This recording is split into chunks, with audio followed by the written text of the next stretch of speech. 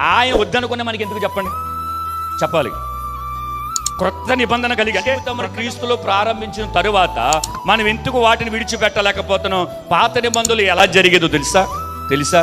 కంటికి కన్ను, పంటికి పన్ను, దెబ్బకి దెబ్బ. ఏంటి, ఒకవేళ ఆయన చంపితే శవానికి శవం. అది పాత నిబంధనలో జరిగింది. అవునా? కానీ మనము క్రీస్తు యొక్క రక్తములో కడగబడిన తర్వాత ఇప్పుడు అవి మనలో పని చేయకూడదు. కానీ ఈరోజు చాలా మందిలో పనిచేస్తున్నా లేవా? వాడితో నేను అస్సలు మాట్లాడను. ఏంటిది? పాత స్వభావం. మరి నువ్వు కొత్తగా అరే చక్కగా వాక్యం చెప్తావు కదా, మర్మాలు చెబుతావు కదా,